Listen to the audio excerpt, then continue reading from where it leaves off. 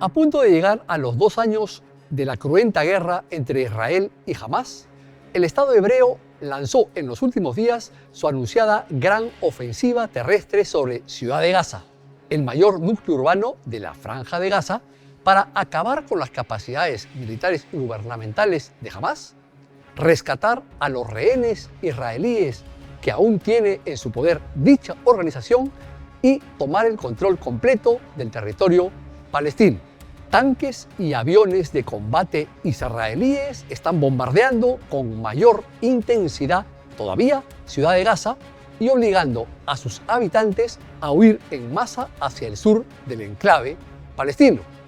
acentuando la catástrofe humanitaria y renovando un éxodo que no cesa desde octubre de 2023. Según estimaciones de la ONU, aproximadamente 1 millón de personas vivían a fines de agosto en Ciudad de Gaza y sus alrededores. Y de acuerdo a los cálculos del ejército israelí, más de 350.000 personas ya han escapado hacia el sur en los últimos 7 días. El director de la Organización Mundial de la Salud, Tedros Adhanom Ghebreyesus, ha denunciado la situación con estas palabras: la incursión militar y las órdenes de evacuación en el norte de Gaza están provocando nuevas oleadas de desplazamientos, lo que obliga a familias traumatizadas a refugiarse en una zona cada vez más reducida e inadecuada para la dignidad humana. ¿Qué busca y cuánto tiempo durará esta operación militar sobre Ciudad de Gaza? Tanto el primer ministro israelí Benjamin Netanyahu como otros líderes políticos del país señalan que Ciudad de Gaza es el centro de operaciones de Hamás. ¿Pero qué fuerza tiene hoy el movimiento extremista palestino? Recordemos, primero, que antes del comienzo del conflicto bélico, el ala militar de Hamás contaba con unos 30.000 combatientes organizados en 5 brigadas y 24 batallones. Según las fuerzas de defensa de Israel, unos 24.000 de esos milicianos ya han sido abatidos y 20 de los batallones han sido desmantelados. Israel calcula que hoy cerca de 3.000 miembros del grupo islamista están activos para combatir en Ciudad de Gaza y que podrían sumarse algunos cientos más sin mayor formación militar. La investigadora militar Marina Miron del King's College de Londres le dijo a la cadena Deutsche Welle que es difícil precisar el poderío actual de Hamás, pero que sigue controlando la urbe más poblada de la franja y que la lucha será dura. Será una operación extremadamente difícil, porque Hamás no tiene nada que perder, afirma Miron, agregando que la infraestructura urbana que aún queda en pie, los edificios altos y las calles estrechas, podrían beneficiar tácticamente al grupo. Justamente en los últimos días hemos visto cómo el ejército israelí ha destruido las estructuras más grandes de Ciudad de Gaza, incluyendo el rascacielos más alto de 18 pisos. El portavoz del ejército del Estado hebreo, Efi Delfrin, ha confirmado la dificultad de esta ofensiva final y vaticinado la extensión de ella. Calculamos que tomará el control de la ciudad y de sus centros de gravedad llevará varios meses, y varios meses más hasta que quede completamente destruida, o incluso más, afirmó.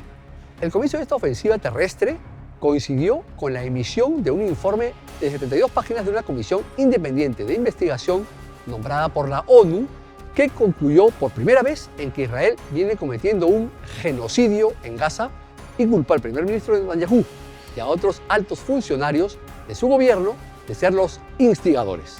Según esta investigación, el Estado hebreo ha ejecutado en la Franja de Gaza 4 de los 5 actos tipificados como genocidas: matar a miembros de un grupo específico, palestinos en este caso, causar lesiones graves a la integridad física o mental de los miembros del grupo, someter deliberadamente al grupo a condiciones de existencia destinadas a acarrear su destrucción física total o parcial,